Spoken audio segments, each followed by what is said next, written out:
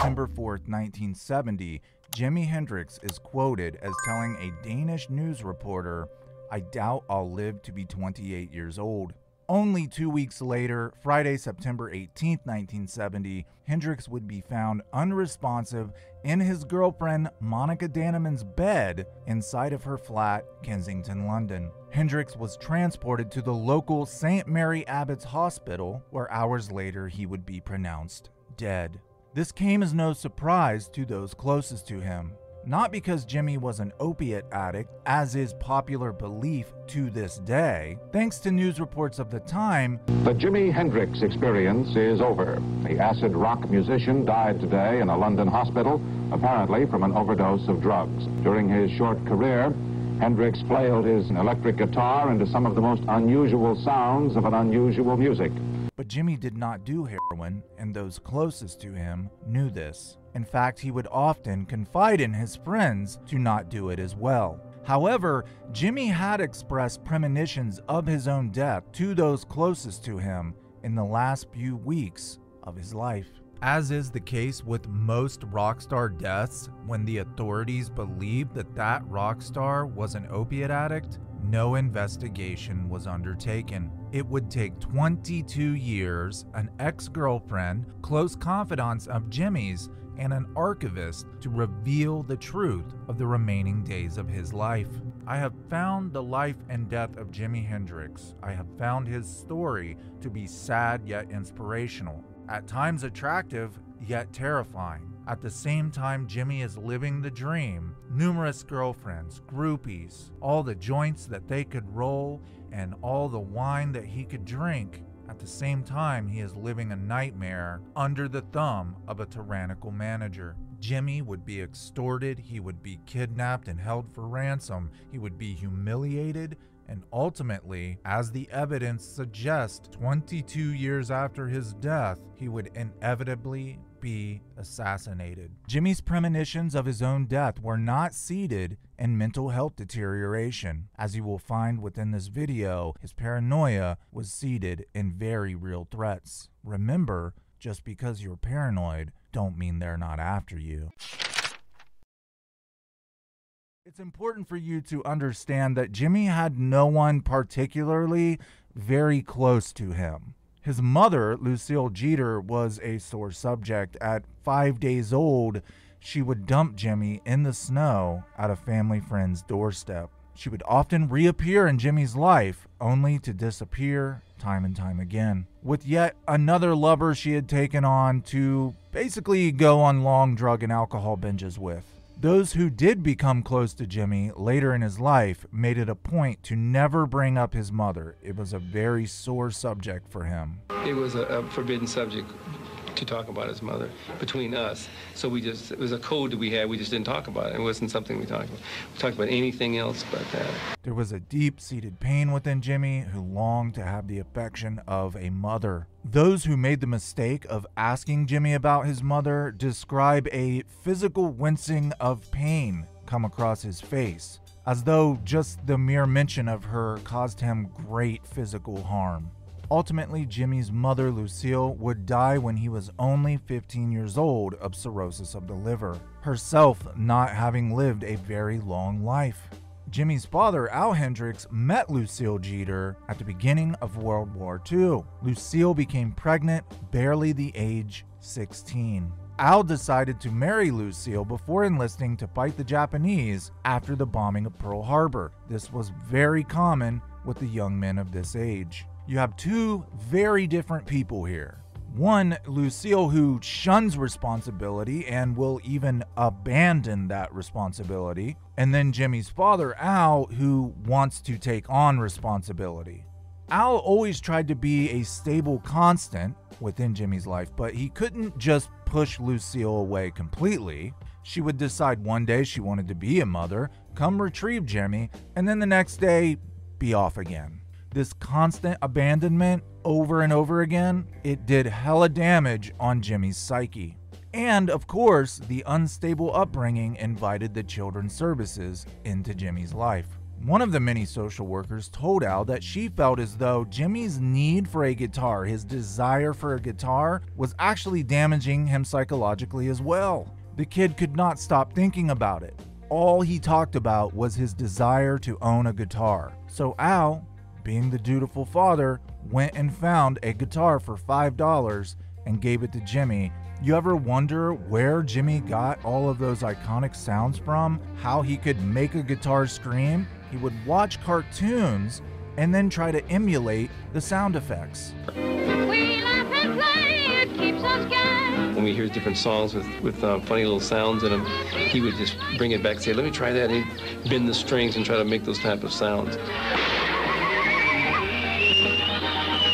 Unfortunately, as much as Al loved Jimmy, he was a simple gardener, and he didn't make a lot of money. Jimmy's friends would give him clothes to wear because Al could not afford them. They were usually ill-fitting. Jimmy often only had one pair of shoes, and he would wear those shoes until they leaned to the inside. This sort of awkwardness that these ill-fitting clothes Jimmy would wear made him very shy around girls. Often their electric would be cut off and the children's services would come back and try to take Jimmy away from Al. Monetarily, Al was poor, dirt poor, but he was rich with love for his son and he would never allow them to take Jimmy away. Al would keep Jimmy until he dropped out of school to pursue a career in music. One of the earliest known musical endeavors of Jimi Hendrix was as a bassist for the local band the Rockin' Kings. Soon after that, Jimmy would be caught in a stolen vehicle and would be arrested. The first was a slap on the wrist, but yet again, Jimmy would be caught in another stolen vehicle. This time, things did not go very well for Jimi Hendrix. Back then, young men could escape lengthy jail or prison sentences by joining the military. So at 19 years old, facing these Grand Theft Auto charges, Jimmy joined the Army. Not to say that the judge made it easy for Jimmy. Jimmy was sent to the 101st Airborne Unit, one of the toughest of the era, and a unit that continues to be known for its ferocity to this day. 26 jumps later, Jimmy would break his ankle. The Army would let him go on a medical discharge. Jimmy was very proud of his time in the Army. He believed in the Army, and he was a supporter of the Vietnam War, believe it or not. After the Army, Jimmy joins a band touring the South. By no means was Seattle racist-free, but for Jimmy, the South was an entirely different world. This is a period of American history where Southern whites are clinging to segregation, those old Jim Crow laws, and lynchings of young black men can happen for something as simple as whistling at a white girl. The Jim Crow segregation laws would not be abolished until 1964 with the Civil Rights Act of 1964. Nevertheless, Jimmy would tour through the South and gain his musical chops playing with such iconic famous acts such as Sam Cooke, Curtis Knight, and the Isley Brothers. Eventually, Jimmy made his way up to New York City, where in Harlem he won a guitar contest. This was very pertinent to his career. It caught the attention of Little Richard. Little Richard decides to hire Hendrix as a guitar player. But when you have one flamboyant frontman on stage and he's the only one that wants to be the star, you can't have Jimi Hendrix in the background. Jimmy plays behind his back, he plays with his teeth, he does all of his usual antics, and this infuriates Little Richard. Little Richard fires Jimmy, saying, "No one upstages Little Richard."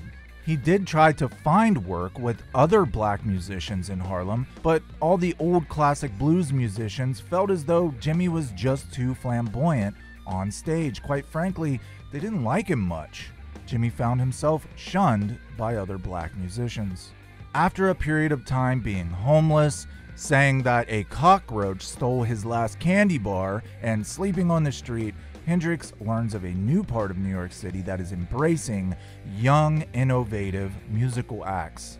He makes his way to Greenwich Village, where he was not only accepted but embraced by the white audience. 1966, 24 years old. The Beatles have come and gone, and now the Rolling Stones are in town. Linda Keith, girlfriend of guitarist Keith Richards, wanders into the Cafe Wall in New York City and is elated to discover a brand new upcoming guitarist.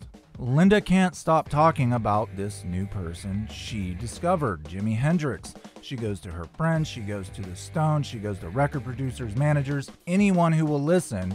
She talks about this amazing black guitarist. The first person to listen to Linda and go check out Jimi was Chas Chandler. Chas Chandler was bassist to the Animals. Think House of the Rising Sun if you don't know who the Animals are. He discovers Jimi. He uses his own money to get Jimi a passport to London, where he will take him and introduce him to British musicians. September 23rd, 1966, Jimi boards a flight with Chas Chandler to London.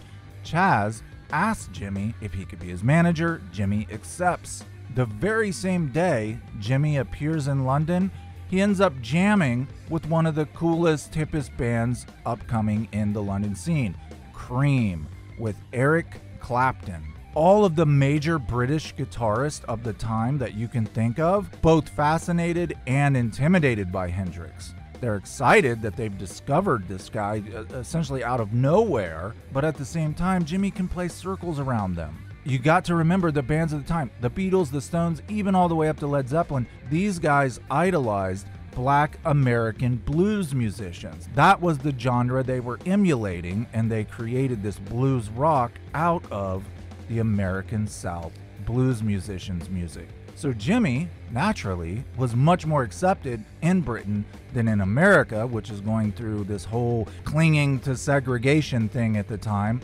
The British people, they embraced him. They thought it was cool that he was a black American musician. For Jimi, being black was a commodity in Britain. Chas Chandler would set up auditions for a bassist and a drummer. Out of this is born the Jimi Hendrix Experience. So contrary to popular belief, it was Linda Keith who discovered Jimi Hendrix, not Chas Chandler. However, Chas Chandler needed financial backing to get the Jimi Hendrix Experience off the ground, so with mixed feelings, he recruits his ex-manager of the Animals, Mike Jeffries.